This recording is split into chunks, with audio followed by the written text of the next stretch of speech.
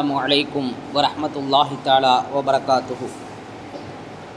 الحمد لله رب العالمين، الصلاة والسلام على رسوله الكريم، أما بعد، فقد قال الله تعالى في القرآن الكريم والفرقان المجيد: أعوذ بالله من الشيطان الرجيم، بسم الله الرحمن الرحيم. وَإِذْ جَعَلْنَا الْبَيْتَ مَثَابَةً لِلنَّاسِ وَأَمْنًا وَاتَّخِذُوا مِنْ مَقَامِ إِبْرَاهِيمَ مُصَلًّى. صدق الله العلي العظيم. قال نبينا صلى الله عليه وسلم: إنما الأعمال بالنيات وإنما لكل امرئ ما نوى، أو كما قال عليه الصلاة والسلام. سبحانك لا علم لنا إلا ما علمتنا إنك أنت العليم الحكيم. رب اشرح لي صدري ويسر لي أمري واحلل عقدة من لساني يفقهوا قولي. اللهم صل على سيدنا نبينا مولانا محمد طب القلوب ودوائها وعافية الأبدان وشفائها ونور الأبصار وضيائها وعلى آله وصحبه وسلم. அருளாளன் அன்பாளன் அல்லாஹுவின் திருப்பெயரால் இந்த ஜும்ஆவுடைய உரையை ஆரம்பம் செய்கிறேன். அன்பும் அருளும் ஆசியும் ஆதரவும் ஆருயிரு நாயகம் அன்னலம் பெருமானார் ஸல்லல்லாஹு அலைஹி வஸல்லம் அவர்களின் மீதும், அன்னாரின் வழி வாழ்ந்த வாழுகின்ற வாழப்போகின்ற, குறிப்பாக இந்த ஜும்ஆவுடைய தினத்தை அலங்கரிக்கின்ற அனைத்து நல்லுள்ளங்களின் மீதும் உண்டாவதாக. புனிதமான இந்த ஜும்ஆவுடைய நாளில் ஹஜ்ஜினுடைய சிறப்பான மாதங்களில் ஒன்றான கண்ணியம் வாய்ந்த மாதமாக இருக்கக்கூடிய இந்த துல்காதா மாதத்தில் எல்லா மக்களுக்கும் அல்லாஹ் ஹஜ்ஜு செய்யக்கூடிய நசீபை தந்தருள்வானாக. ஹஜ்ஜை மப்ரூராக, பாவங்கள் மன்னிக்கப்பட்டதாக, அல்லாஹுவிடத்திலே கபூலான ஹஜ்ஜை செய்யக்கூடிய நசீபை அல்லாஹு தந்தருள்வானாக. பேரன்பிற்குரிய அருளாளன் அன்னலம் பெருமானார் ஸல்லல்லாஹு அலைஹி வஸல்லம் அவர்களினுடைய ரவுலாவை கனவிலும் நனவிலும் தரிசிக்கக்கூடிய, அவர்களுடைய தர்பாரிலே சலாம் சொல்லக்கூடிய பாக்கியத்தை நம் அனைவருக்கும் தந்தருள்வானாக. பேரன்பிற்குரிய பேரருளாளன் இன்ஷா அல்லாஹ் குர்பானி என்னும் கடமையை அனைவரும் நிறைவேற்றக்கூடிய நசீபை தந்தருள்வானாக. நோயில்லாத ஆஃபியத்தான ஆரோக்கியமான வாழ்வை அல்லாஹ் நமக்கு பரிசளிப்பானாக. மருத்துவமனை கஷ்டம், துன்பம், துயரங்கள், செலவுகள், சிரமங்கள் அனைத்திலிருந்தும் அல்லாஹ் பாதுகாப்பை நசீபாக்குவானாக. பேரன்பிற்குரிய அருளாளன் நமது குழந்தை செல்வங்களை நமக்கு கண்குளிர்ச்சியாக்கி வைப்பானாக. பேரன்பிற்குரிய அருளாளன் அன்பாளன் அல்லாஹுவின் தனிப்பெரும் கிருபையை நம்மின் மீதும் உலகளாவிய அளவில் பாதிக்கப்படக்கூடிய, அநீதியில் உழலக்கூடிய எல்லா மக்களுக்கும் அவனுடைய கிருபையை நிரப்பமாக்கி வைப்பானாக. பேரன்பிற்குரிய அல்லாஹுவின் நல்லடியார்களே, முஃமின்களே, அல்லாஹ் சங்கையாகி வைத்திருக்கக்கூடிய துல்காதா மாதத்தில் உலகெங்கும் இறுதி கடமையை நிறைவேற்றுவதற்கு மக்கள் சாறை சாறையாக கஅபாவை நோக்கி சென்று கொண்டிருக்கக்கூடிய இந்த சூழ்நிலையிலே அல்லாஹ் நம்மை சில விஷயங்களை பேச வைத்திருக்கிறார். பேரன்பிற்குரியவர்களே, ஹஜ்ஜு என்பது இறுதியில் சொல்லப்பட்டிருக்கிறது. ஆனால் அது இறுதி கடமை அல்ல என்பதை நாம் நினைவில் கொள்ள கடமைப்பட்டிருக்கின்றோம். ஹஜ்ஜு என்பது ஆரோக்கியமும் ஆஃபியத்தும் இருக்கக்கூடிய சூழ்நிலையில் நிறைவேற்ற வேண்டிய ஒரு பேரற்புதங்களின் புதையல் என்று சொல்ல வேண்டும். அமல்களின் அது தனித்துவம் மிக்க எல்லா அமல்களையும் தன்னுள்ளே பொதிந்துள்ள ஒரு பேரமல் என்று தான் சொல்ல வேண்டும். ஹஜ்ஜினுடைய அந்த காரியங்கள் இருக்கிறதே, அதற்கு சொர்க்கத்தை தவிர வேறு எதுவும் கூலி இல்லை என்பதாக ரசூலுல்லாஹி ஸல்லல்லாஹு அலைஹி வஸல்லம் அவர்கள் சொல்லி காட்டுவார்கள். பாவங்கள் மன்னிப்பதற்கு அது மிகப்பெரிய காரணமாக இருக்கிறது. அவருடைய பாவங்கள் எல்லாம் மன்னிக்கப்படுகிறது என்று சொல்வார்கள். ஹஜ்ஜு செய்யக்கூடியவர் ஒருபோதும் ஏழ்மையை அடைய மாட்டார், அவர் ஏழையாக மாட்டார் என்பதாக ரசூலுல்லாஹி ஸல்லல்லாஹு அலைஹி வஸல்லம் அவர்கள் சொல்வார்கள். பேரன்பிற்குரியவர்களே, அல்லாஹுவை அடைந்து கொள்வதினுடைய, அல்லாஹுவை தேடி அவனோடு சம்பாசிக்கக்கூடிய வழிகளில் அதுதான் ஆக முதன்மையான வழியாக இருந்து கொண்டிருக்கிறது. அல்லாஹுவை அடைவதற்கான மிகப்பெரிய வழி ஹஜ்ஜினுடைய பாக்கியமாக இருந்து கொண்டிருக்கிறது. அந்த கஅபத்துல்லா ஷரீஃபில் அல்லாஹுவை அடைந்து கொள்வதற்கான வாய்ப்புகள் நிறைய இருக்கிறது, அதற்கான அத்தாட்சிகளும் இருக்கிறது என்பதை நினைவில் கொள்ள கடமைப்பட்டிருக்கின்றோம். பேரன்பிற்குரியவர்களே, ஒரு பயணம் செய்கிறோம். அந்த பயணத்திலே நிறைய அசௌகரியங்கள் ஏற்படுகிறது. பயணம் என்பது மிகவும் சுமையானது, அது சுகமானது அல்ல. அந்த அடிப்படையில் நாம் வீட்டில் சொந்த இடத்தில் இருக்கின்ற அந்த சுகமான ஒரு சூழ்நிலை வெளியூருக்கு செல்லும்போது, நமது இருப்பிடத்தை விட்டு வெளியில் செல்லும்போது ஏற்படுவதில்லை. அங்கு பல சிரமங்களை அனுபவிக்க வேண்டி வருகிறது. ஒரு முறை என்னை ஆயிஷா நாயகி சொல்லி காட்டுவாங்க. ஆயிஷா நாயகி நபி ஸல்லல்லாஹு அலைஹி வஸல்லம் அவர்களுக்கு பிடித்த மனைவிகளில் ஒருவர். அப்படிப்பட்ட சிறப்புக்கு உரியவர். இஸ்லாத்தினுடைய பல பெண்களுக்கான சட்டங்கள் அவர்களிலிருந்து வெளிப்படுகிறது. அதிகமான ஹதீஸுகளை அவர்களின் மூலமாக கிடைத்திருக்கிறது. அப்படிப்பட்ட சிறப்புக்கு சொந்தக்காரர்கள், யா ரசூல் அல்லாஹ், இந்த ஆண்டு ஹஜ்ஜிலே நான் சிரமத்தை உணர்ந்தேன் என்பதாக சொல்லி காட்டுவார்கள். ஹஜ்ஜி என்பது ஒரு சிரமமான வணக்கமும் கூட. எந்த ஹஜ்ஜுடைய அமலில், எந்த அமலில் ஹஜ்ஜிலே யாருக்கு சிரமம் அதிகம் இருக்கிறதோ அதற்கு தகுந்தாற்போல் கூலியும் அபரிதமாக இருக்கும் என்பதை ரசூலுல்லாஹி ஸல்லல்லாஹு அலைஹி வஸல்லம் அவர்கள் சொல்லி காட்டுவார்கள். ஆயிஷா சொன்ன உடனே சொல்லுவாங்க, அப்போ இலகுவாக கிடைத்துவிடும் என்று நினைத்தாயா சொர்க்கம்? எந்த ஹஜ்ஜில் கஷ்டம் இருக்குதோ அதில் அதிகமான நலவுகள் இருக்கிறது என்பதாக சொல்லுவார். நிறைய அசௌகரியங்களை சந்திப்பதற்கான வாய்ப்புகள் இருக்கிறது. அங்கு நமக்கு பொறுமையும் வேண்டும். பேரன்பிற்குரியவர்களே, ஹஜ்ஜினுடைய அந்த பாக்கியம் இருக்கிறதே, ஹஜ்ஜினுடைய அந்த கிரிகைகள் இருக்கிறதே, உண்மையிலேயே பேரற்புதங்களுக்கெல்லாம் பேரற்புதம். அதை ஒவ்வொரு ஹாஜியும் உணர வேண்டும். ஒவ்வொரு ஹாஜிகளும் அதை உணர்வதற்கு கடமைப்பட்டிருக்கின்றார்கள். ஒவ்வொரு தருணங்களிலும் அல்லாஹுவினுடைய வல்லமையை, அல்லாஹுவிற்கும் நமக்கும் மத்தியில் ஏற்பட்டிருக்கக்கூடிய இணைப்பை உணர வேண்டும். அதுதான் அந்த சங்கமம். அல்லாஹுவோடு நாம் ஒன்றிணைந்து விட்டோம் என்கின்ற அந்த சூழ்நிலை, அந்த சிந்தனையை உருவாக்க வேண்டும். உருவானதா என்று யோசிக்க வேண்டும். பயணத்தினுடைய வெளிப்பாடு, பயண களைப்பு, தேவைகளினுடைய ஏற்பாட்டில் இருக்கக்கூடிய சிரமங்கள், இந்த அல்லாஹுவின் நெருக்கத்தை மறக்கடிக்கப்பட்டு விடுகிறது நிறைய ஹாஜிகளுக்கு. அந்த சிந்தனை இல்லாமல், ரூஹ் இல்லாமல், உயிரோட்டம் இல்லாமல், ஏதோ எல்லோரும் போகிறாங்க, எல்லோரும் அரஃபாவிலே தங்குகிறார்கள், எல்லோரும் மினாவுக்கு போகிறாங்க, எல்லாரும் குர்பானி கொடுக்குறாங்க, எல்லாரும் கல்லெறிகிறார்கள், அடுத்து இந்த அமலை செய்யணும் என 5 நாட்களும் தொடர்ந்து நடக்கக்கூடிய ஒரு சூழ்நிலையும், இருப்பிடத்தை விட்டு வேறு இடத்திலே தங்கி இருக்கக்கூடிய அந்த சூழ்நிலைகளும் இருப்பதின் காரணமாக அடுத்த அமல் செய்ய வேண்டும், அடுத்த அமல் செய்ய வேண்டும், இதை இந்த நேரத்துக்குள் முடிக்க வேண்டும் என்கின்ற அந்த சிந்தனையிலே ஒரு சடங்கை போன்று பல ஹாஜிகளுக்கு ஆகிவிடுகிறது. அன்பிற்குரிய அல்லாஹுவின் நல்லடியார்களே, ஒவ்வொரு தருணங்களிலேயுமே ஹஜ்ஜினுடைய கிரிகைகளிலே அல்லாஹுவை நாம் முன்னோக்க வேண்டும் என்பதை விட அல்லாஹுவை உணர வேண்டும். அல்லாஹ் நம்மோடு இருக்கின்றான், அல்லாஹுவோடு இணைந்து விட்டோம், அல்லாஹ் நம் கண்ணுக்கு புலப்பட்டிருக்கிறான் என்பது போன்ற ஒரு சூழ்நிலை அமைய வேண்டும். ஹஜ்ஜு செய்யக்கூடிய ஹாஜிகள் அனைவருக்குமே அத்தகைய பாக்கியத்தை அல்லாஹ் நசீபாக்குவானார். பேரன்பிற்குரியவர்களே, ஹஜ்ஜினுடைய அந்த இடங்கள், ஒவ்வொரு இடங்களும் சரி, ஒவ்வொரு அமல்களும் சரி, அங்கு அல்லாஹுவை நமக்கு நெருக்கமாக்கக்கூடியதாக இருக்கிறது. நபிமார்களுக்கு எப்படி அல்லாஹ் நெருக்கமானானோ, அல்லாஹுவினுடைய உதவி நிரப்பமாக கிடைத்ததோ, அது போன்ற ஒரு தருணம் நமக்கு ஏற்பட வேண்டும். அன்பிற்குரியவர்களே, வத்தஹிது மின் மகாமி வ இது ஜஅல்னல் பைத்த மசாபத்தல் லின்னாசி வ அம்னா, அல்லாஹ் குர்ஆனில் சொல்லி காட்டுவான். திரும்ப திரும்ப வரும் இடமாக, திரும்ப திரும்ப வரக்கூடிய ஒரு இடமாக நாம் இந்த மக்காவை, கஅபாவை ஆக்கி வைத்திருக்கிறோம் என்பதாக அல்லாஹ் சொல்கிறான்.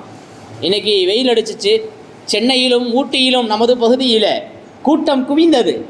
ஏன்? இந்த வெயிலை நாம் சுகமாக்க வேண்டும், சுமையாகிவிடக்கூடாது என்பதற்காக ஆயிரக்கணக்கான மக்கள் தினந்தோறும் அந்த குளுமையை அனுபவிப்பதற்காக செல்கிறார்கள். ஒரு நாள் போவாங்க, இன்னொரு நாளைக்கு போவாங்க, இல்லை தொடர்ந்து ஒரு 3 நாட்கள் தங்கி இருப்பாங்க, அதையெல்லாம் ரசிப்பாங்க. அதுக்கு மேலே அது சலிப்பு தட்டிவிடும். அதே போன்று உலகத்தில் இருக்கக்கூடிய எவ்வளவு பெரிய அதிசயங்களாக இருந்தாலும் சரி, ஒரு முறை செல்லலாம், 2 முறை செல்லலாம், 3வது முறை செல்லலாம். அதற்கு அடுத்து அங்கு செல்வதற்கு போன இடந்தான என்ற சலிப்பு தட்டிவிடும். ஆனால் கஅபா தவாப் செய்யக்கூடிய அந்த மத்தாஃப் அப்படி அல்ல. மக்காவிற்கு செல்லக்கூடியவர்கள் எல்லாம் போயிட்டு வந்த உடனே மீண்டும் நாங்கள் போக வேண்டும் என்ற வார்த்தையை சொல்லாதவர்கள் கிடையாது. மீண்டும் 30 தடவை ஹஜ்ஜு செய்தவர்கள் கூட மீண்டும் நான் ஹஜ்ஜு செய்ய வேண்டும், அந்த இடத்தை என் கண்ணால் கண்டு குளிர வேண்டும் என்று ஆசைப்படுவார்களே தவிர வேறு எதுவும் கிடையாது. ஆக மீண்டும் பார்ப்பதற்கு உணர்வூட்டக்கூடிய, ஆசையை ஏற்படுத்தக்கூடிய ஒரு அற்புதமான இடம்தான் கஅபாவாக, மக்காவாக இருந்து கொண்டிருக்கிறது. இது ஜஅல்னல் பைத்த மசாபத்தல் லின்னாஸி வ அம்னா, அதை நாம் மீண்டும் வரக்கூடிய இடமாக ஆக்கி வைத்திருக்கிறோம் என்பதாக அல்லாஹ் சொல்லுவார். உஸ்மானுல் கனி ரலியல்லாஹு தஆலா அன்ஹு அவர்கள் உம்ராவுக்கு போயிட்டு வருவாங்க. வீட்டுக்கு வந்து ஜாமான்களை இறக்கி கூட வச்சிருக்க மாட்டாங்க. மீண்டும் உம்ரா செய்யணுங்கிற ஒரு ஆவல், அப்படியே அவர்கள் மீண்டும் எஹ்ராமை கட்டிக்கிட்டு மக்காவுக்கு போயிடுவாங்க என்று வரலாறு பதிவு செய்திருக்கிறது. இந்த மாதிரி வசதி இருப்பவர்கள் மட்டுமல்ல, வசதி இல்லாதவர்களுக்கு வாய்ப்பு இருந்தாலும் மீண்டும் எனக்கு ஒரு பாக்கியம் கிடைக்க வேண்டும், உம்ரா செய்ய வேண்டும், ஹஜ்ஜு செய்ய வேண்டும் என்று எண்ணுவாரே ஒழிய அங்கு நான் போனது போதும் என்று நினைக்க மாட்டார். அந்த ருசியை, அந்த புதையலின் ரகசியத்தை கண்டுகொண்டவர்களுக்கு நிச்சயம் அது மீண்டும் போவதற்கு ஆர்வமூட்டுமே தவிர அது ஒருபோதும் சலிப்படைய செய்யாது என்பதை நாம் விளங்கிக் கொள்ள கடமைப்பட்டிருக்கிறோம். அன்பிற்குரிய அல்லாஹுவின் நல்லடியார்களே, அதே மாதிரி அது பாதுகாக்கப்பட்ட பூமி, அது பாதுகாப்பை தருகின்ற ஒரு பூமியாக இருக்கிறது. அங்கு கஅபா, அங்கு சிலைகள் எல்லாம் வைக்கப்பட்டிருந்திருக்கிறது. ஆனாலும் அந்த கஅபாவை யாரும் வணங்கவில்லை. கஅபா பாதுகாக்கப்பட்டிருக்கிறது, பரிசுத்தப்படுத்தப்பட்டிருக்கிறது. இது அதிசயங்களுக்கெல்லாம் மிகப்பெரிய அதிசயம். சிலை வைத்து வணங்கினார்கள், ஆனால் கஅபாவை யாருமே வணங்கவில்லை. அப்படி பரிசுத்தமான ஒரு பூமியாக அது இருந்து கொண்டிருக்கிறது. அங்கு அம்னா, இன்னும் அங்கு யார் நுழையிறாங்களோ அவர்களுக்கு பரிபூரணமான பாதுகாப்பு கிடைக்கிறது, அமைதி கிடைக்கிறது. நம்மளுடைய மிகப்பெரிய துரோகி, நமக்கு மிகப்பெரிய அநீதியை செய்தவர் அந்த கஅபால நாம் பார்த்துட்டோம், இவர் வந்துட்டாரு, இவரை 1-2ல் 1 பார்த்துடணுங்கிற சிந்தனை எல்லாம் அங்கு ஏற்படவும் கூடாது.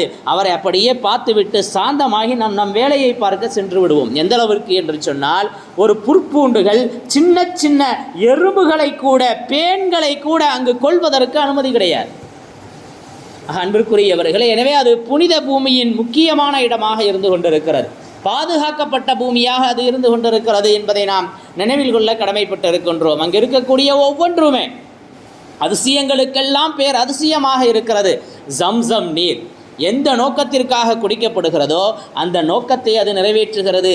ஜம்சம்மை குடிப்பவருக்கு ஒருபோதும் பசி ஏற்படுவதில்லை. நிறைய ஹாஜிகள் ஹஜ்ஜுக்கு போனவர்கள், நாங்கள் அங்கே போனால் பசியே இல்லைங்க, ஜம்சமை குடிச்சிட்டு காபாவை பார்த்துக்கிட்டு நான் பாட்டுக்கு உட்காந்துட்டேங்க என்று சொல்பவர்கள் ஏராளம். ஜம்சம் பசி போக்கும் அற்புத மருந்தாக இருக்கிறது. ஜம்சமை குடிச்சுக்கிட்டே இருந்தோம் யூரின் வந்துடுன்னு பயப்படலாம். தண்ணியை குடிச்சுக்கிட்டே இருந்தால் என்ன ஆகும்? சிறுநீர் கழிக்க வேண்டிய சூழ்நிலை ஏற்பட்டுவிடும். வயதானவர்களுக்கு சொல்ல வேண்டியதே இல்லை. ஆனால் அப்படி எந்த ஒரு சங்கடத்தையும் அல்லாஹ் அங்கு ஏற்படுத்த மாட்டான். வேறென்பிற்குரியவர்களே, நீண்ட நாட்களாக எந்த நோயில் அவதிப்பட்டு சிரமப்பட்டோமோ அந்த பூமியில் கால் வச்ச உடனே, அந்த மத்தாஃபில் கால் வச்ச உடனே அந்த சிரமங்கள் எல்லாம் நமக்கு சிரமமாகவே இருக்காது. அதையெல்லாம் அல்லாஹ் சுகமாக்கி விடுவான். அது ஒரு அற்புதமான ஒரு பூமியாக அந்த கஅபா, அதனுடைய தவாப், அங்கு இருக்கக்கூடிய எல்லாமே. வத்தஹிது மகாமி இப்ராஹிம முஸல்லா, இப்ராஹிம் அலைஹிஸ்ஸலாத்தினுடைய காலடி தடத்தை அல்லாஹ் பாதுகாத்து வச்சிருக்கிறான். அதை அல்லாஹ் தொழுமிடமாக ஆக்கி இருக்கிறான். அங்கு தொழுவது சுன்னத்தாக்கப்பட்டிருக்கிறது. நபி ஸல்லல்லாஹு அலைஹி வஸல்லம் அன்னவர்களுடைய காலம் முதற்கொண்டு இன்று வரை அந்த இடம் இருக்கிறது. இன்று அதை கூம்பு வடிவிலே, மன்னர் ஃபைசலுடைய காலத்திலே அது கூம்பு வடிவில் ஏற்படுத்தப்பட்டு அது அங்கு பாதுகாக்கப்பட்டிருக்கிறது. இப்ராஹிம் அலைஹிஸ்ஸலாத்தினுடைய காலடித்தட பதிந்த அந்த இடம் பளிங்கு கற்களால் அது பொதிக்கப்பட்டு பாதுகாக்கப்பட்டு கொண்டிருக்கிறது என்று சொன்னால் நாம் உண்மையிலேயே கொஞ்சம் யோசித்து பார்க்க கடமைப்பட்டிருக்கின்றோம். 5000 ஆண்டுகளுக்கு முந்தைய காலடித்தடம் இன்றும் பாதுகாக்கப்படுகிறது. ஜம்சம் நீர் அது அதி மதுரமாக மிகப்பெரிய மருத்துவ நிவாரணியாக இருந்து கொண்டிருக்கிறது. பல அன்பர்கள் வயிற்று வலிக்கு நான் ஜம்சம்மை கொடுத்தேன், எல்லாம் சரியாய் போய்விட்டது என்று சொன்ன வரலாறுகள் ஏராளமாக இருக்கிறது. இப்படி மக்காவையும் அங்கு இருக்கக்கூடிய புனித இடங்களையும் நாம் அதனுடைய அந்த அந்தஸ்துகளையும் அதிசயங்களையும் சொன்னால் அது சொல்லி மாளாது. சை செய்யக்கூடிய இடம் அந்த மத்தாஃபினுடைய பகுதி இருக்கிறது. லட்சக்கணக்கான மக்கள் ஒன்று கூடக்கூடிய ஒரு சூழ்நிலை இருக்கிறது. அது அத்துணை நபர்களையும் தன்னுள்ளே அப்படியே அடக்கிக் கொள்கிறது. 50,000 மக்கள் தவாப் செய்வதற்காக ஏற்பாடுகள் இருக்கிறது ஒரே நேரத்திலே என்பதாக அந்த அரசு தெரிவிக்கிறது. ஆனால் அது அப்படி அல்ல. ஒரு தாயினுடைய வயிற்றிலே சிசு உண்டாகிறது. வயிற்றில் ஒரு சின்ன ஒரு துரும்பு, ஒரு சின்ன ஒரு விஷயம் இல்லை, வளமையாக சாப்பிடக்கூடிய சாப்பாடு ஒரு கவலம் அதிகமாக போயிட்டாலே வயிறு கொஞ்சம் வலிக்க ஆரம்பிச்சிருது. கொஞ்சம் அதிகமாக சாப்பிட்டுட்டேன் அப்படின்னு வைத்து அப்படி இப்படி ஆட்டக்கூடிய சூழ்நிலைகள் எல்லாம் இருக்கின்றன. ஆனால் ஒரு குழந்தையை நீர்த்துளியாக இரத்த கட்டியாக சதை பிண்டமாக்கி அதை அப்படியே கொஞ்சம் கொஞ்சமாக வளர்த்து ரூஹை கொடுத்து அதை 2 கிலோ 2.5 கிலோ 3 கிலோ 4 கிலோ வரை அந்த குழந்தையை வயிற்றுக்குள் அல்லாஹ் பாதுகாக்கிறானா இல்லையா? அந்த வயிறு எப்படி அதற்கு தன்னை உருவாக்கி கொள்கிறது? எனவே அந்த தாயினுடைய வயிற்றை போல எத்துணை ஹாஜிமார்கள் அங்கு வந்தாலும் அது அத்துணை நபர்களையும் பொதிந்து கொள்கிறது என்பதாக விளக்கம் குறிப்பிடுகிறார்கள். அன்பிற்குரிய அல்லாஹுவின் நல்லடியார்களே, அதே மாதிரி பாதுகாக்கப்பட்ட பூமி, தேவையில்லாத பேச்சுக்கள் கிடையாது. அதை அல்லாஹ் பாதுகாக்கிறான். அங்கே இருக்கக்கூடிய அரசாங்கம் அல்ல, பல பாதுகாவலர்களை அங்கு ஏற்படுத்தி இருக்கிறார்கள். ஆனால் எந்த ஒரு பாதுகாவலரிடத்திலும் அடிப்பதற்கான ஒரு குச்சி கூட கிடையாது. போலீஸ் இருக்கிறாங்கன்னு சொன்னால் குச்சி இல்லாமல் இருக்க மாட்டாங்க. கெட்ட வார்த்தை பேசாமல் இருக்க முடியாது. தவறான வார்த்தைகளை பேச வேண்டிய சூழ்நிலை இருக்கிறது. எந்த ஹாஜியினுடைய நாவிலும் கோப வார்த்தைகள் வெளிப்படுவதில்லை. ஹாஜி ஹாஜி தரீக் தரீக் தரீக் என்ற இந்த வார்த்தையை தவிர எந்த அந்த போலீஸ்களிடத்திலேயுமே பாதுகாவலர்களிடத்திலேயுமே வேறு வார்த்தையே கிடையாது என்று சொன்னால் இதனுடைய பாதுகாப்பு அத்துணை நபர்களும் எந்த ஒரு சலசலப்பும் இன்றி அமைதியாக கூடி உலகளாவிய அளவில் இருக்கக்கூடிய மக்கள், உலகளாவிய அளவில் இருக்கக்கூடிய மக்கள் கூடுகிற இடம் கஅபாவை தவிர வேறு எதுவும் கிடையாது. ஏதாவது ஒரு ஊர், ஏதாவது ஒரு மொழி பேசக்கூடியவர் கூடாமல் ஆகக்கூடிய சூழ்நிலைகளில் பல மீட்டிங்கள், பல மாநாடுகள் இருக்கிறது, பல சபைகள் இருக்கிறது. ஆனால் இந்த சபை இந்த 5 நாட்களும் அனைவரும் ஒரே இடத்திலே ஒன்று கூடுகிறார்கள். எல்லா மொழி பேச உலகத்தில் இருக்கக்கூடிய அந்த நாடுகளிலிருந்து உண்டான மக்கள், பல மொழி பேசக்கூடிய அனைவரும் சங்கமிக்கக்கூடிய மிகப்பெரிய அற்புதமான பூமி தான் இந்த கஅபாவாக இருந்து கொண்டிருக்கிறது. இந்த அரஃபா மைதானமாகவும் இருந்து கொண்டிருக்கிறது. அன்பிற்குரியவர்களே, எனவே இது புதையல்களின் பேர் அற்புதமாக இந்த ஹஜ்ஜினுடைய அந்த கிரிகைகள் இருக்கிறது. அல்லாஹ் எல்லாருக்கும் நசீபாக்கணும். எல்லாருக்கும் ஹஜ்ஜினுடைய பாக்கியத்தை குடும்பத்தோடு செய்யக்கூடிய நசீபை ஏற்படுத்தணும். ஆசை ரொம்ப முக்கியம். நான் போன வாரம் கூட சொன்னேன், போகணுங்கிற ஆசை இருந்தால் நிச்சயம் அல்லாஹ் அழைத்து செல்வான். இல்லை மௌத்துக்குள்ள அந்த பாக்கியத்தைய நன்மையையாவது அடைய வைப்பான். பேரன்பிற்குரியவர்களே, ஹஜ்ஜினுடைய அமல்கள் எல்லாம் முடிந்து விட்டது. அப்துல்லாஹ் இப்னு முபாரக் ரஹ்மத்துல்லாஹி அலைஹி மிகப்பெரிய ஹதீஸுக்கலை வல்லுநர்களில் முதன்மையானவர்.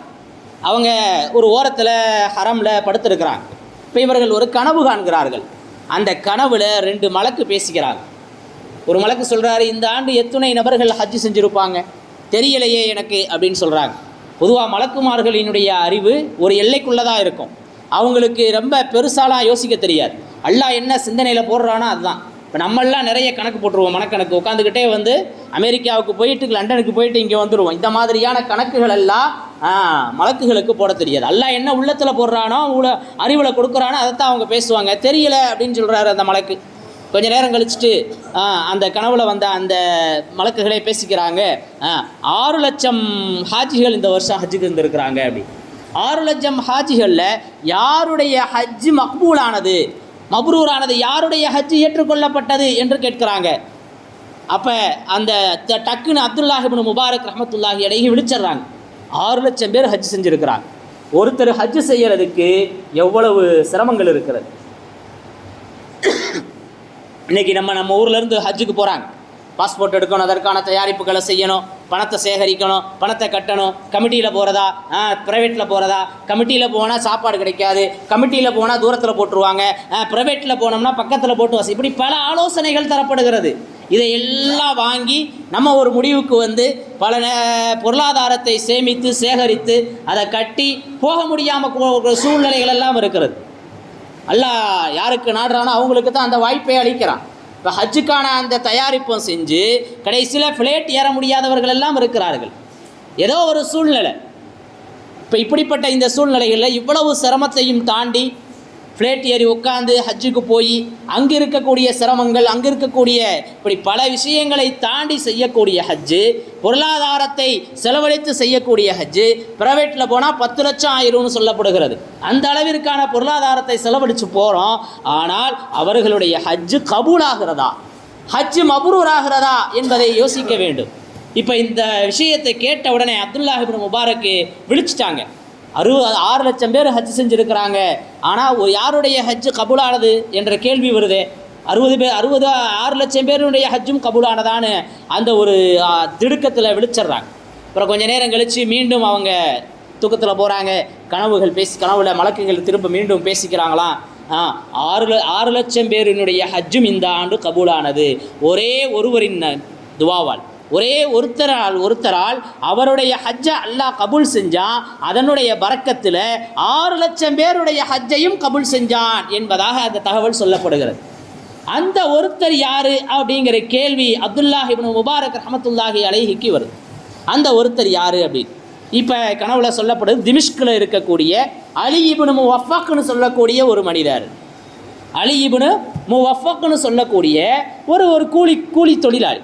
இந்த மனிதர் இவருடைய அமலின் காரணமாக இவருக்கு அல்லாஹ் ஹஜ்ஜை கபூல் செஞ்சதுனால அல்லாஹ் 6 லட்சம் பேருடைய ஹஜ்ஜையும் கபூல் செஞ்சுட்டான் அப்படின்னு சொல்லப்பட்டுச்சு.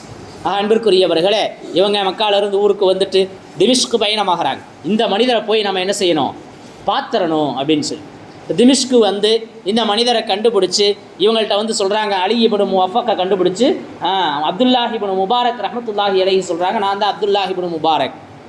அவர் மிகப்பெரிய ஹதீஸுக்கலை வல்லுனர், கேள்விப்பட்டிருக்கிறாரு, பார்த்ததில்லை. நீங்கள் என்னையை பார்க்க வந்துட்டீங்களான்னு ரொம்ப மகிழ்ச்சியாகி தழுவி உபசரித்து என்ன விஷயம்னு கேட்குறாங்க. இப்போ நடந்த விஷயத்தை சொல்கிறாங்க. நான் ஹஜ்ஜுக்கு போயிருந்தேன், கனவுல 2 மலக்குகள் பேசிக்கிட்டாங்க. இந்த ஆண்டு எத்தனை பேர் ஹஜ் செஞ்சாங்க, எந்த 6 லட்சம் பேரில் யாருடைய ஹஜ்ஜு கபூலானது என்ற கேள்வி வந்துச்சு.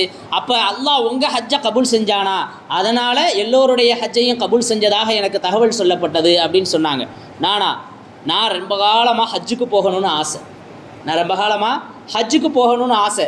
கொஞ்சம் கொஞ்சமாக குருவி சேர்க்குற மாதிரின்னு சொல்கிறோம்ல, அது மாதிரி நானும் 30 வருஷமாக பொருளாதாரத்தை சேர்த்து வச்சுருந்தேன். 30 வருஷமாக சேர்த்து வச்சு ஹஜ்ஜுக்கு போகலான்னு கிளம்புறதுக்கு முன்னாடி நான் என்ன செஞ்சேன், பக்கத்து வீட்டுக்காரர் வீட்டுக்கு போனேன். பக்கத்து வீட்டுக்காரர் வீட்டுக்கு போன உடனே அவங்க சமைச்சு சாப்பிட்டுக்கிட்டு இருந்தாங்க, இறைச்சி சாப்பிட்டுக்கிட்டு இருக்கிறாங்க. இப்போ என்னைய பார்த்துட்டு வராதவங்க வந்திருக்கிறீங்க, ஆனால் உங்களை சாப்பிடுங்கன்னு சொல்ல முடியாத சூழ்நிலையில் நான் இருக்கிறேன் அப்படின்னு சொன்னாங்க. அதான் இறைச்சி சாப்பிட்டுக்கிட்டு இருக்கிறீங்களே ஏன் அப்படின்னு கேட்குறாங்க இந்த அலி இப்னு முவஃபக் ரஹ்மத்துல்லாஹி அலைஹி. இப்போ அவங்க சொல்கிறாங்க, எங்கள் வீட்டில் பட்டினி, வறுமை, சாப்பிட்றதுக்கு எதுவுமே இல்லை. ஒரு கழுதை செத்து கிடந்துச்சு. அந்த கழுதையை எடுத்துகிட்டு வந்து நான் சமைச்சு என்ன செஞ்சிட்ருக்கேன், பிள்ளைகளுக்கெல்லாம் கொடுத்துட்டு சாப்பிட்டுக்கிட்டு இருக்கிறோம். நீங்களும் மிகப்பெரிய இறைநேசர், நீங்கள் செத்ததை சாப்பிடக்கூடாது, எங்களுக்கு வேறு வழி இல்லாமல் உயிரை பாதுகாக்கணும்னு நாங்கள் சாப்பிட்டுக்கிட்டு இருக்கிறோம். ஆனால் இந்த உணவை உங்களை சாப்பிட சொல்ல முடியாதே அப்படின்னு சொன்ன உடனே அவருக்கு தூக்கி வாரி போட்டுருச்சு. நம்ம பக்கத்து வீட்டில் இருக்கிறவர், நமக்காக நம்ம அருகில் இருக்கக்கூடியவர், ஆனால் அவர் இப்படி பசியில் வறுமையில் இவ்வளவு சிரமப்பட்டு செத்த கழுதையை சாப்பிட்டுக்கிட்டு இருக்கிறாரேன்னு சொல்லி வேகமாக வீட்டுக்கு வந்தவங்க ஹஜ்ஜுக்கு தயாராகி வச்சுருந்த அந்த பழத்தை எடுத்துகிட்டு கொண்டு போய் அவர்கிட்ட கொடுத்துட்டாங்க. இதை வச்சு நீங்கள் உங்கள் வாழ்க்கையை கழிச்சுக்கங்க அப்படின்னு சொல்லி. இதன் காரணமாக அவருடைய ஹஜ்ஜு தடைப்பட்டது. ஆனால் அல்லாஹ் ஹஜ்ஜு செய்த நன்மையை கொடுத்துட்டான். ஹஜ்ஜு செய்த நன்மையை மட்டுமல்ல, ஹஜ்ஜை மக்பூலாக மப்ரூராக்கி அந்த பரக்கத்தில் அந்த வருடம் ஹஜ்ஜு செய்த அனைவரினுடைய ஹஜ்ஜையும் அல்லாஹ் கபூலாக்குறான். அன்பிற்குரிய அல்லாஹ்வின் நல்லடியார்களே, பொதுவாக ஹஜ்ஜினுடைய சூழ்நிலையிலையும் ஹஜ்ஜுக்கு போகிறவங்க தாராளமாக செலவழிக்கணும் அப்படின்னு சொல்லப்படுது. அந்த செலவல்ல, அது சுகம், அது இரட்டிப்பாக நன்மையை தருவது மட்டுமல்ல, அது இரட்டிப்பாக நம்மிடத்திலே மீண்டும் கிடைத்துவிடும்.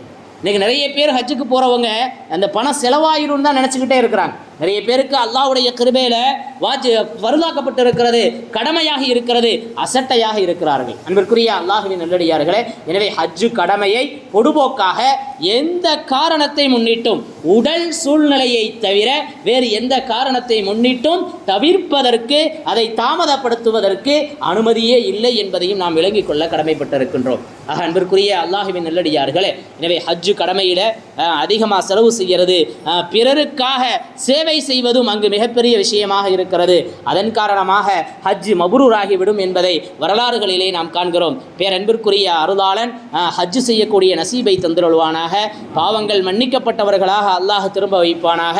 அன்று பிறந்த பாலகனாக ஹாஜி வருகிறார் என்பதாக ரசூலுல்லாஹி ஸல்லல்லாஹு அலைஹி வஸல்லம் அவர்கள் சொல்லி இருக்கிறார்கள்.